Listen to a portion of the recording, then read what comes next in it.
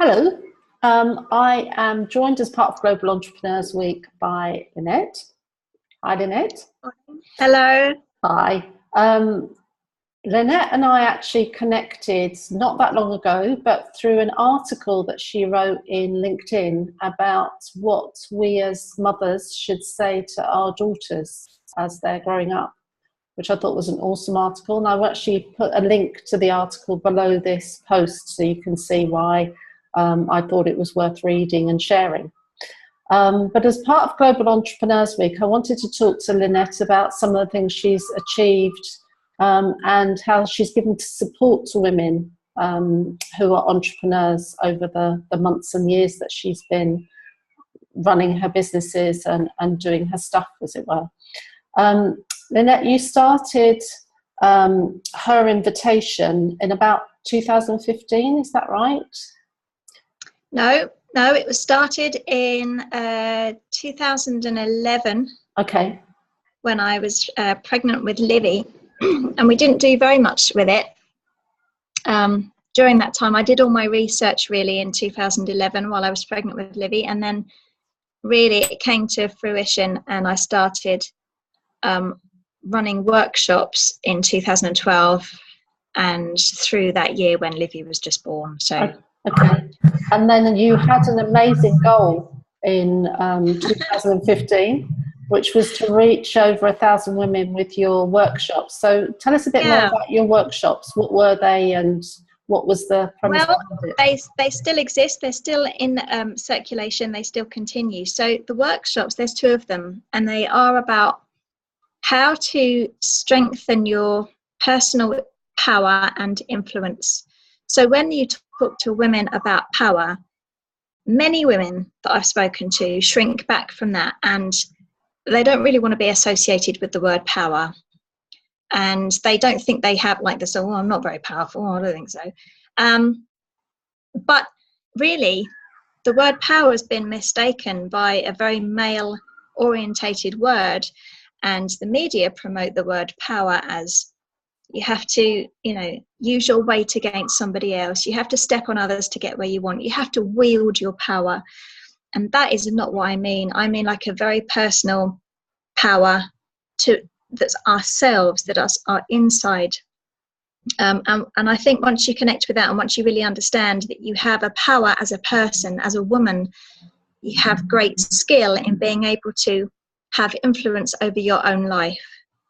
So it's not about influencing others, although if you have true power and influence over your own life, you do influence others. Okay, yeah. It's about coming from inside. So we have those 2 workshops that run as part of Her Invitations offering.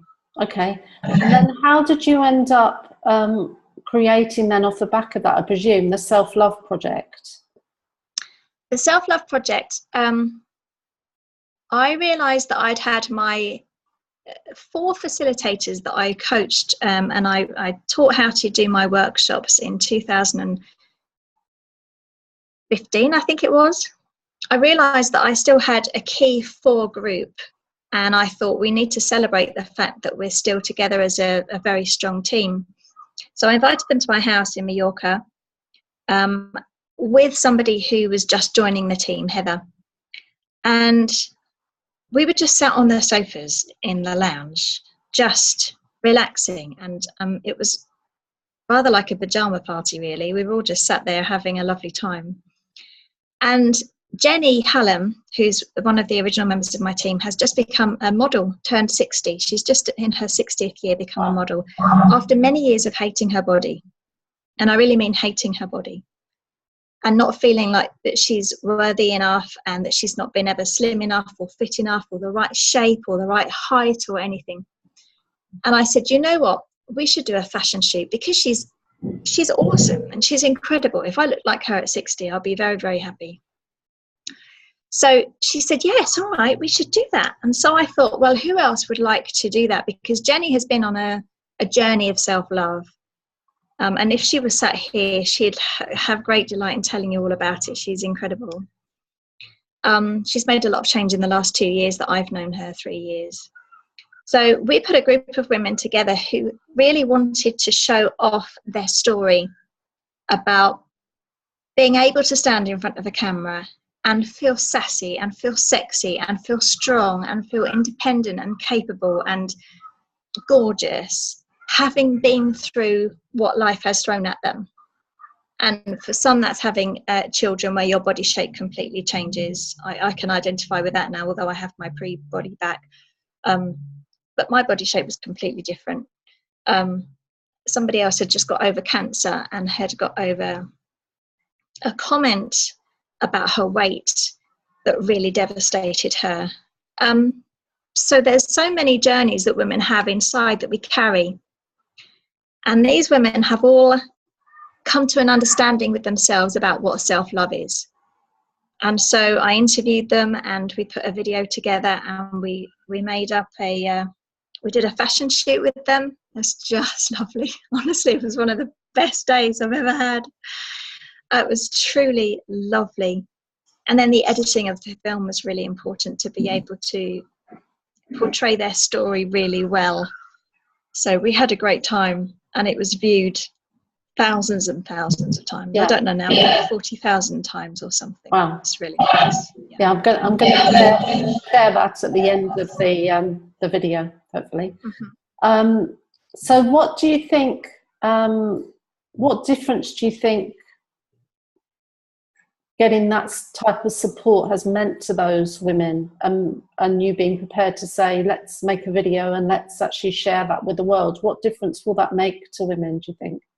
Well, to those women in the film, I think it helped them to recognise themselves. I think it helped them to recognise, well, I have done that, you know, and I did feel like that, and that person did say that to me, and it destroyed me at the time. But this is how I came back, and I think that's a form of coaching when you're able to look back on what you've achieved so far and go, well, what did I do? Because I asked them very specific questions in the interview process about what did you do and how did you feel? And to get back up from that, because some comments we have in life can either make or break us, right? Yeah. And so I think because I was able to dig a bit and they trusted me with that and they were prepared to say that on film, so many women emailed me and messaged me on Facebook saying how it's given them permission to love themselves today and to think about their struggles and the comment that was said to them and their body shape after childbirth and the fact that they've never had a good relationship with their body. It got women thinking. Right. And I think, and we had a PDF as well. We have a PDF that goes along with it. And I think it created for women just a really inspirational few minutes, because these women, apart from Jenny, our model, turned 60, apart from the others are not models. They're working mums, they're entrepreneurs, they're all ages, they're all sizes. It was not a fashion shoot for stick thin models. This is real women, and that's what I really enjoyed about having to do that. And it's something we need to tell ourselves every day, isn't it? Yeah, I think self-love is an ongoing process, because every single day something can happen to chip away at our self-esteem and our self-love. Lots of things, tiny things.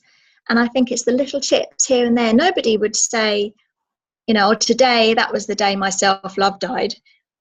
But it's the little tiny chips over, let's say, 5 years or a decade. And then you look back on yourself, either in a video clip or photographs, or maybe you meet somebody that you haven't seen in a decade. And then you realise the gap. Yeah.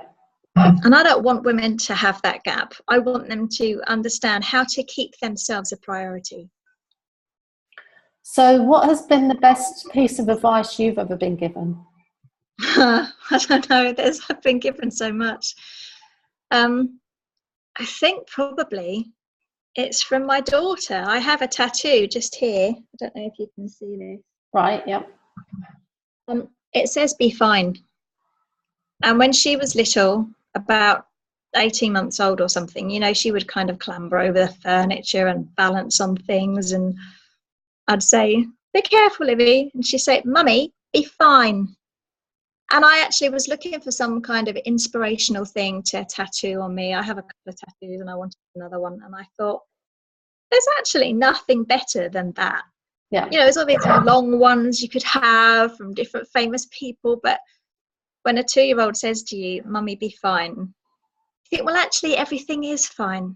Everything always will be fine. And even if it's not fine at that minute, it will turn out fine, because that's what life does. It actually always turns out fine. So that is my thing. Brilliant. So leading on from that, then, you on your Facebook page, you've got "Can we live happily ever after?" I've actually got "And she lived happily ever after." Okay. So, and that comes from Abraham Hicks. So I listened to Abraham. If there's any law of attraction people in your team you're following, they will know Abraham Hicks. Have a look on YouTube. And she was just talking about the concept of living happily ever after, because she talks about our vibration, and the energy we give off is the energy we receive back.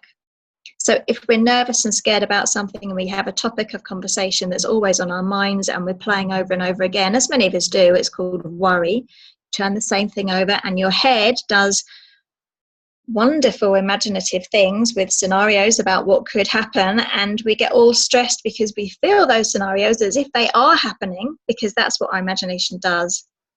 She asks us to consider the flip side, which is, just imagine she lived happily ever after. What would that feel like? You know, cultivate the feeling of "and she lived happily ever after." And I do think that you can live happily ever after. I think life doesn't always pan out as we thought it might, but I do think generally people live happily ever after, if you have that right mindset. Yeah. And interestingly, I listen to her every morning. She's my meditation. I listen to her every morning. So another reason why we should talk to each other. Me too. Every morning, my first cup of coffee. Yeah.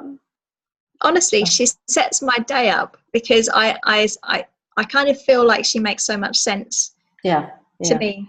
She sort of straightens me out. Whatever mood my imagination has gone on my head might have an attitude of. I'm grounded again. Good. Back to base. And for Lynette, what's the next 12 months going to hold? Well, the next 12 months I think is going to be interesting. I've been doing an awful lot of self-development myself. Some very interesting times. We've been holding some retreats here in Spain. And I think next year will be very, very, very enlightening. And we hope as a family now to travel at the end of next year. So I just think, I have no idea. I just know it's going to be awesome. I don't exactly know, but I know it's going to be a bit mind-blowing. That's for sure. And on that very exciting note, thank you very much for talking to me today as part of Global Entrepreneurs Week. And I look forward to watching your journey over the next couple of months. Thank you very much. Thanks, Lynette. Bye. Thank you.